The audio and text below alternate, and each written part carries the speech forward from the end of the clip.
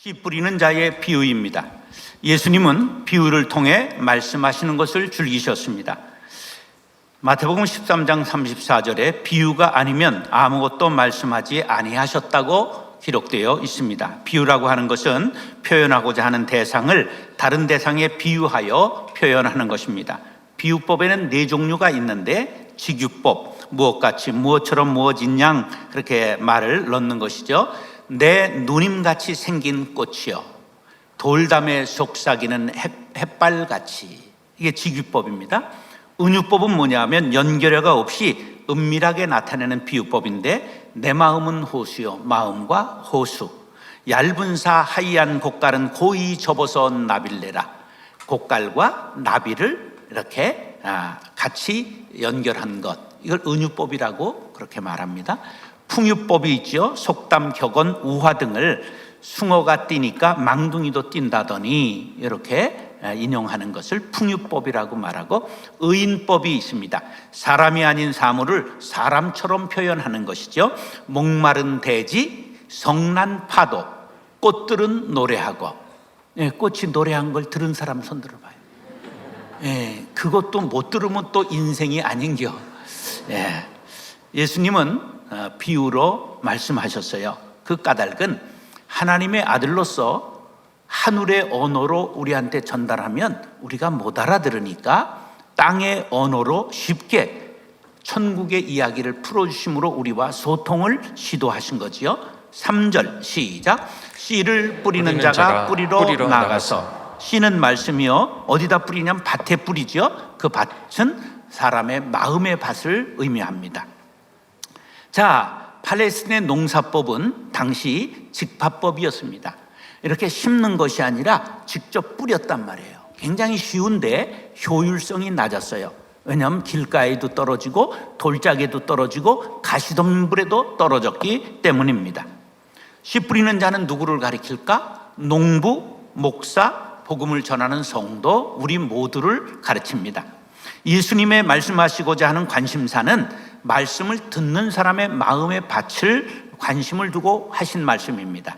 자, 마음의 밭은 4가지가 본문에 나오죠. 길가가 나옵니다. 말씀을 듣고 깨닫지 못한 사람이라고 19절에 나오죠. 돌밭이 나옵니다. 말씀을 듣고 처음엔 기뻐하지만 환난과 박해 때 뿌리를 내리지 못하고 넘어지는 사람이라고 21절에 해설합니다. 가시떨기가 나오는데 염려와 재물의 유혹에 막혀 열매 맺지 못하는 사람이라고 22절에 나옵니다. 좋은 땅은 말씀을 듣고 깨달아 결실한 사람이라고 23절에 말씀하지요. 자, 지금부터는 저만의 깨달음을 여러분들에게 전하려고 합니다. 인간의 마음의 밭은 4가지가 아니라 3가지 뿐입니다. 자, 길가, 돌짝, 가시덤불만 있습니다. 좋은 땅은 없습니다. 그 증거가 되는 말씀이 뭐냐? 의인은 없나니 하나도 없으며 깨닫는 바도 없고 하나님을 찾는 자도 없고 다 치우쳐 함께 무익하게 되고 선을 행하는 자는 없나니 몇 명이 없다고요? 하나도 없다.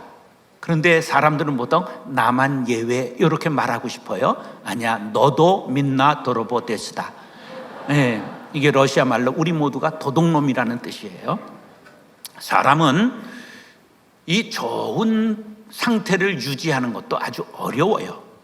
좋은 땅을 그냥 묵혀둬봐요. 1년이면 잡초밭이 되고 2년이면 엉겅퀴 찔레밭이 되고 3년이면 막 칡농풀이 우거져서 아무도 못 들어가는 숲이 되고 맙니다.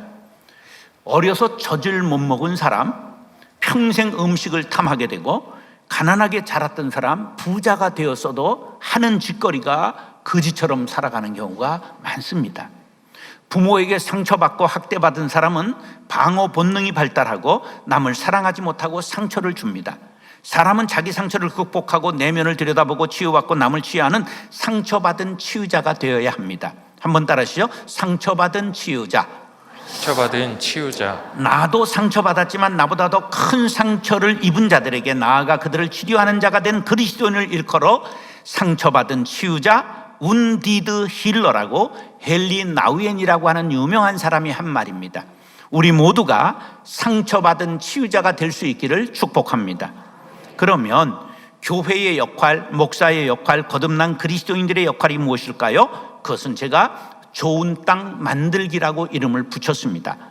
좋은 땅을 만들기 위해서는 황토를 뿌리고 개토 작업을 해야 합니다. 혹시 여러분 뉴스에 바다에 붉은 플랭크톤이 적조 현상이 일어나서 어패류가 죽어가고 미역이 죽어가고 물고기들이 양식하는 게 죽어갈 때 바지선에다가 뭐를 싣고 나가죠? 황토를 싣고 나가서 포크레인으로 바다에 뿌립니다. 그러면 바다가 살아요. 바다뿐만 아니라 밭은 두말할 필요가 없습니다. 제가 이제 3년 은퇴한 지 돼서 산속에서 살면서 농사하는 걸 자세히 보니까 인삼을 우리 사는 데가 개성하고 가깝기 때문에 인삼 농사를 많이 짓습니다. 인삼은 몇 년 되면 뽑죠? 6년근이면 다 된 거예요. 더 묵혀놓으면 산속에서는 산삼은 더 살아갈 수 있지만 인삼은 뭉개지기 시작합니다. 그게 6년에 뽑기 시작하는데요. 뽑고 나면 그 밭에 다른 거를 심을 수 있어요? 없어요? 알기는 여시같이 안 해. 못 심어요. 왜냐하면 인삼은 모든 땅의 지심을 전부 영양을 뽑아먹기 때문에 그래서 인삼이 좋은 거예요. 예, 이제 개성인삼 축제가 파주에서 10월 중순에 있는데 꼭 가기를 바랍니다. 자, 사람의 마음밭도 마찬가지입니다. 우리가 마음의 밭을 관리하지 않으면 황폐하게 마련입니다. 설교의 목적은 길가와 돌짝과 가시떨기밭에 대해 말씀을 드리려는 것이 아니라 우리의 심령을 어떻게 하면 옥토를 만들 것인가. 오늘 설교의 목적은 좋은 땅 만들기가 목적입니다. 23절 시작. 좋은 땅에 뿌려졌다는 것은 말씀을 듣고 깨닫는 자니 결실하여 어떤 것은 100배, 어떤 것은 60배, 어떤 것은 30배가 되느니라. 할렐루야. 사랑하는 형제 자매 여러분, 오늘 좋은 땅 만들기 프로젝트에 참여하여 30배, 60배, 100배로 결실하는 옥토가 되시기를 축원합니다. 따라서 마음밭, 좋은 땅 만들기. 좋은 땅 만들기. 자, 자신의 마음밭의 상태를 아는 사람이 있고 모르는 사람이 있습니다. 알고도 고치는 사람이 있고 알고도 평생 못 고치는 사람이 있어요. 한번 자신을 돌이키시기 바랍니다. 나는 모든 사람을 다 받아줄 수 있는 바다와 같은 마음을 가지고 있다. 내 마음은 호수요 그대 노저오. 나는 그런 유형의 사람이다. 손 들어보세요. 그렇지 않으면 내 마음엔 가시가 너무도 많아. 내 속에 내가 너무도 많아서 당신의 쉴 곳이 없어 오는 사람을 다 찌르고 피투성이가 되고 다 달아나 버리는 그런 유형의 사람은 아닌지를 돌이켜 봐야 됩니다. 인색한 마음, 옹졸한 마음, 원망하고 시기하고 분내고 질투하고 험담하고 상처 주고 상처받고 그렇게 살지는 않는가. 내가 먼저 손 내밀고 내가 먼저 용서하고 내가 먼저 전화하고 내가 먼저 사과하고 그렇게 살아야 되는데 벽을 쌓고 담을 쌓은 채 살아오지는 않았는가. 우리의 심령이 산성화되고 황폐화되어 말은 빼딱하고 남에게 돌 던지고 가시로 찌르지는 않는가. 은혜를 원수로 갖고 혀끝에 칼이 달리고 말은 찌르는 송곳이 되지는 않았는가. 내가 상처받은 것만 생각하고 상대방이 상처받는 것을 생각조차 해보지 않고 살아왔다면 오늘 여러분의 마음밭에 황토를 뿌리시기 바랍니다. 그러면 마음밭을 옥토로 만들고 좋은 땅을 만들려면 어떻게 해야 되는가? 디모데전서 4장 5절에 답이 나와 있습니다. 시작. 하나님의 말씀과 기도로 거룩하여 지니라. 할렐루야. 마음의 밭을 가는 데는 말씀의 쟁기밖에는 없습니다. 말씀이 불방망이가 되고 예리한 검이 되고 풀무불이 되어 돌짝을 깨고 굳은 땅을 갈아엎고 가시를 태워야만 합니다. 예레미야 23장 29절에 보면 여호와의 말씀이니라 내 말이 불같지 아니하냐 바위를 쳐서 부수러뜨리는 방망이 같지 아니하냐. 말씀의 쟁기로 굳은 땅을 갈아엎고 말씀의 씨앗을 뿌려 옥토될 수 있기를 축복합니다.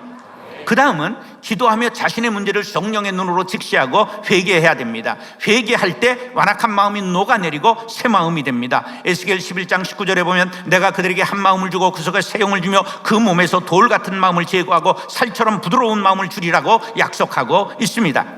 기도해서 은혜 받고 깨닫지 못하면 변화될 수 없습니다. 내가 가진 모든 것, 내가 살아온 모든 생에 어느 것 하나 주님의 손길 안 미친 것 전혀 없고 내가 홀로 헤치고 왔던 보릿고개와 고난의 길이 나 홀로 걸어온 것이 아니라 주님이 함께 했던 것을 깨닫게 되는 것입니다.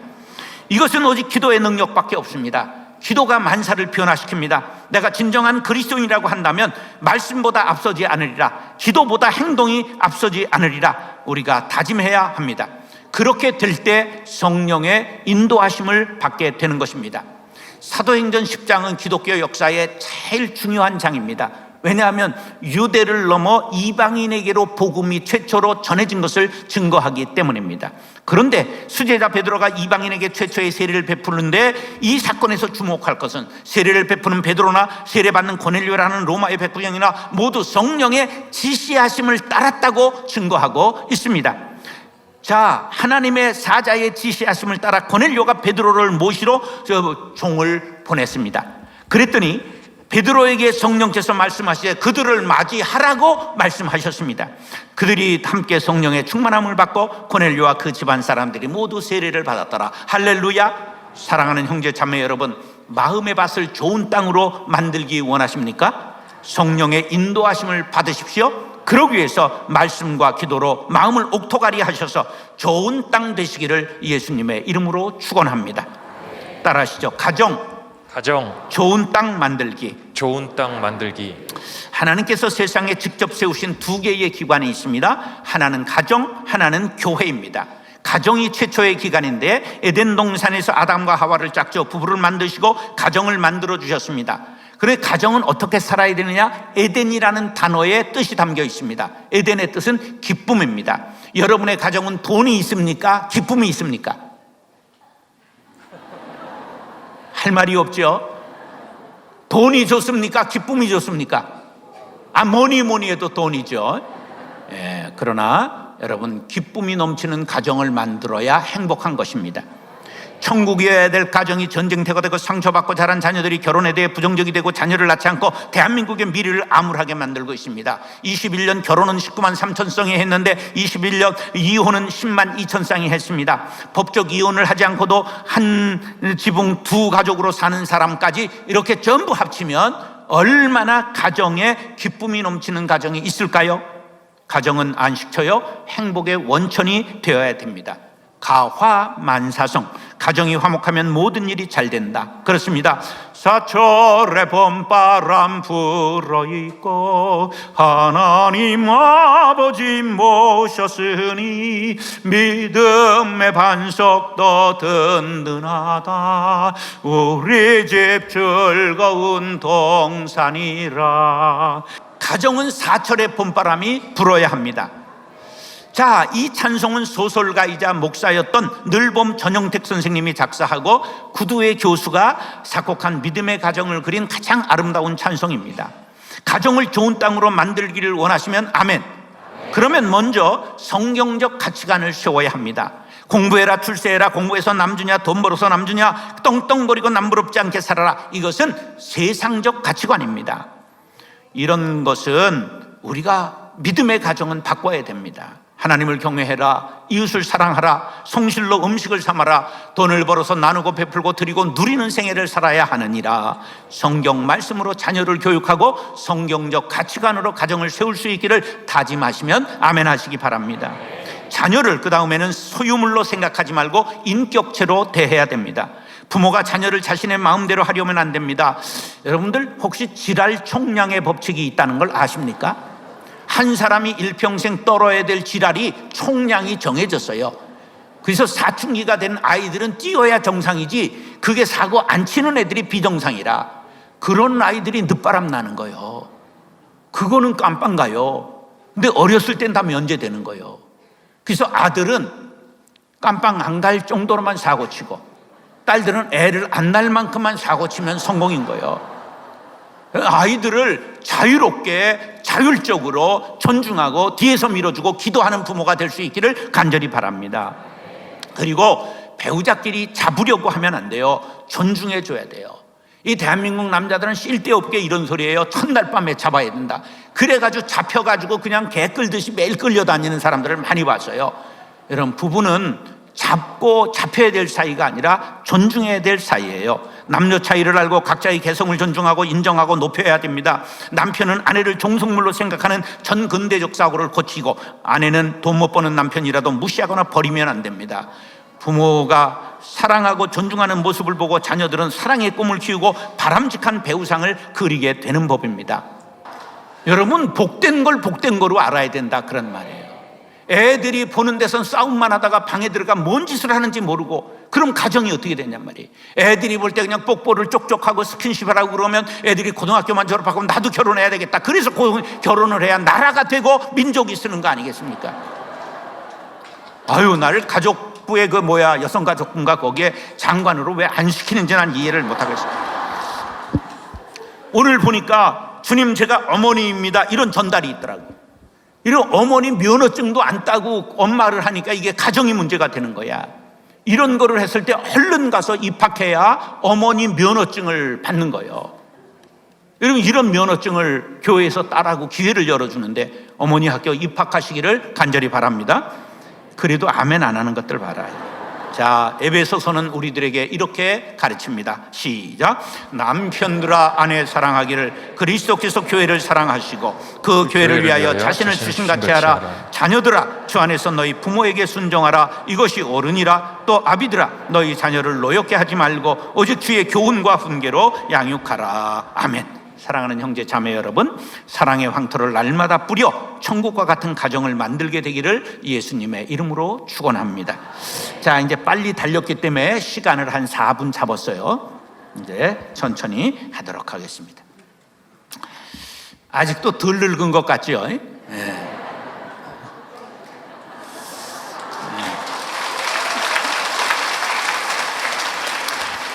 수요일, 목요일, 금요일, 토요일 새벽까지 여의도 순복음교회 부흥회했어요.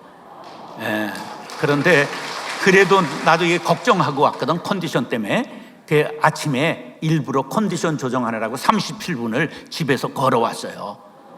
이게 푹 처지면 안 되겠다 이렇게 생각해서 하나님의 은혜로 지금 살아 있습니다.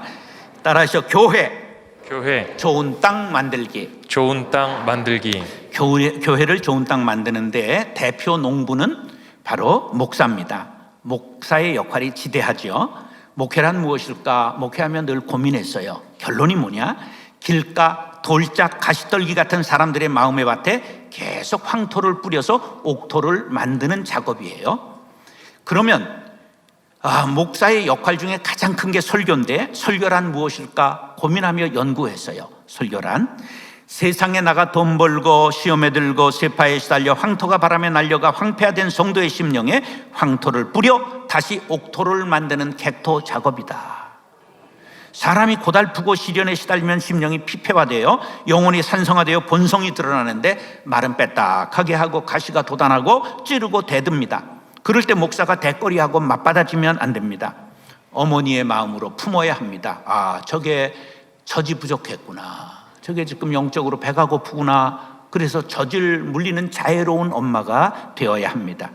교회가 시끄러우면 내가 황토를 뿌리지 못했구나, 은혜로운 말씀의 배달부 노릇을 잘못했구나 회개하고 성령께 구하면 하나님께서 목사의 심장의 터보 심장으로 바꾸어 주십니다. 사랑으로 눈물로 오직 말씀의 씨앗을 뿌리는 입술이 되어야 되죠. 그러노라면 어느샌가 목사는 주님을 닮아가게 되고 교회는 옥토가 되어 30배, 60배, 100배로 결실하는 황금 들판이 됩니다. 하나님께서 이런 깨달음을 제게 주신 게 얼마나 감사한지 몰라요. 제가 아주 엄청난 싸움꾼이었어요. 제가 혈기도 구단이었습니다. 제가 중3 때 태권도 도장에서 심사 보다가 과격해서 파문당하고 쫓겨났습니다. 그래서 19살 때 아주 어려운 무술을 했어요. 막 이런 거 해서 장풍을 날리고 막 하고 이런 걸 했어요. 막 눈을 팍 뽑아버리고 막 이런 걸 했는데, 얼마나 제가 셌는지 신대원 1학년 들어가서 한 달 만에 학장, 이사장, 재단 사무국장을 내쫓고 학교를 제가 점령했습니다. 전국 신학대학원 학생 대표자 협의회를 만들어 전국 초대 의장을 했습니다. 저한테 걸리면 누구든지 추풍낙엽으로 날아갔어요. 그랬는데 하나님께서 제게 은혜를 주셨어요. 그래서 내려놓고 양보하고 인내하고 지는 법을 가르쳐 주셨습니다. 내가 내 마음으로는 이쪽 가고 싶어도 반대 방향으로 늘 갔어요. 주님이 가르쳐 주시는 방향으로 갔습니다. 그 길이 형통의 길이요 대박의 길이었습니다. 모든 것이 하나님의 은혜였습니다.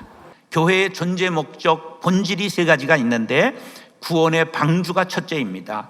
우리는 구원받은 성도들의 모임을 이룬 것입니다. 두 번째는 은혜의 제단을 이루어야 합니다. 은혜 받고 예수님을 닮아서 성화되어야 합니다.